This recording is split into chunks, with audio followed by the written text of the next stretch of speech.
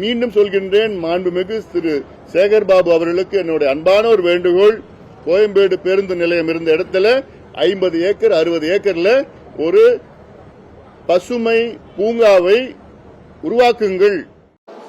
கோயம்பேடு பேருந்து நிலையத்தை பொறுத்தளவில் தற்போது கிளாம்பாக்கத்தில் கட்டப்பட்டு மாண்புமிகு தமிழக முதலமைச்சர் அவர்களால் திறப்பு விழா காணப்பட்டு முதல் கட்டமாக எஸ்இடிசி பஸ்கள் தற்போது முழுமையாக இயங்கிக் கொண்டிருக்கின்றன.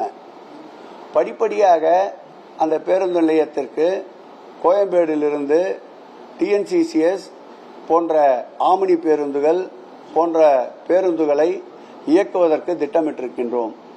அதேபோல் வெளிமாநிலங்களுக்கு பெங்களூர் போன்ற மாநிலங்களுக்கு செல்லுகின்ற பேருந்துகள் இன்னும் ஒரு வருட காலத்திற்குள்ளாக முழுமையாக நம்முடைய கிளாம்பாக்கம் பேருந்து நிலையத்தில் இயக்குவதற்குண்டான முடிவினை மேற்கொள்ள இருக்கின்றோம்.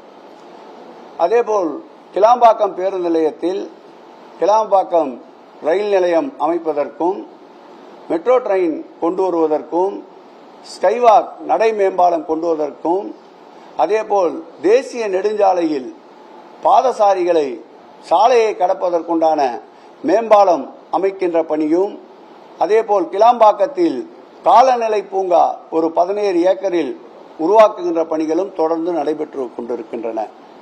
தற்போது நிலவரப்படி இன்னும் ஓராண்டுக்கு கிளாம்பாக்கம் பேருந்து நிலையம் தேவைப்படுகிறது. கிளாம்பாக்கம் பேருந்து நிலையம் கோயம்பேடு பேருந்து நிலையம் தேவைப்படுகிறது. முழுமையாக கோயம்பேடு பேருந்து நிலையத்திலிருந்து கிளாம்பாக்கம் பேருந்து நிலையத்திற்கு பேருந்துகள் இயக்குகின்ற நிலை ஏற்பட்ட பிறகு அந்த இடத்தை மக்கள் கருத்து கேட்டு மக்கள் கருத்துக்கேற்ப மக்கள் பயன்பாட்டிற்கு எப்படி உகந்ததாக இருக்குமோ, மக்களுடைய பயன்பாட்டிற்கு என்னென்ன தேவைகள் தேவைப்படுமோ அதை அறிந்து அதன் பிறகு மாண்புமிகு தமிழக முதலமைச்சர் அவருடைய கவனத்திற்கு சென்னை பெருநகர வளர்ச்சி குழுமம் கொண்டு சென்று இறுதி முடிவினை மாண்புமிகு முதலமைச்சர் அவர்கள் எடுப்பார்கள். ஆகவே தேவையற்ற சர்ச்சையை இதற்குள் கிளப்ப வேண்டாம் என்று அன்போடு கேட்டுக்கொள்கிறேன்.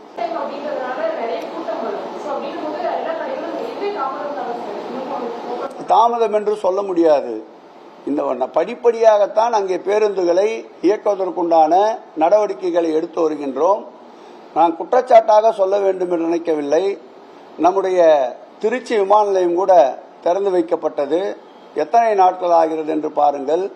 ஏதாவது ஒரே ஒரு பணியாவது அங்கே நிறைவு பெற்று தொடங்கப்பட்டிருக்கின்றதா என்பதை கவனியுங்கள். ஆனால் எங்களுடைய மாண்புமிகு முதலமைச்சர் அவர்கள் 30ஆம் தேதி கிளாம்பாக்கம் பேருந்து திறந்தவுடன் உடனடியாக பயன்பாட்டிற்கு கொண்டு வந்த அரசு தமிழக அரசு. பல்வேறு சவால்கள் இருந்தாலும் கடந்த ஆட்சி காலத்தில் திட்டமிட்டு கட்டப்பட்ட பேருந்து நிலையம் இல்லாவிட்டாலும் அதில் இருக்கின்ற குளறுபடிகளை படிப்படியாக சரி செய்து மக்களுடைய முழு பயன்பாட்டிற்கு கொண்டு வரப்படுகின்ற பொழுது மக்களுடைய அனைத்து தேவைகளையும் நிறைவு செய்தோம் என்ற நம்பிக்கையோடு நாங்கள் செயல்படுத்துவோம் என்று நம்புகிறோம். ஆகவே கடைகள் முழுமையாக செயல்பாட்டிற்கு மக்கள் தேவைக்கேற்ப விரைந்து நடவடிக்கை எடுப்பதற்கு மாண்புமிகு முதலமைச்சர் அவர்களும் உத்தரவிட்டிருக்கின்றார். சென்னை பெருநகர வளர்ச்சி குழுமமும் அதற்குண்டான முயற்சியிலே இறங்கி இருக்கின்றது. இன்று காலை கூட நம்முடைய தலைமை செயலாளர் சிவதாஸ் மீனா அவர்கள் கிளாம்பாக்கம் பேருந்து நிலையத்திலே தற்போது கூட ஆய்விலே இருக்கின்றார்.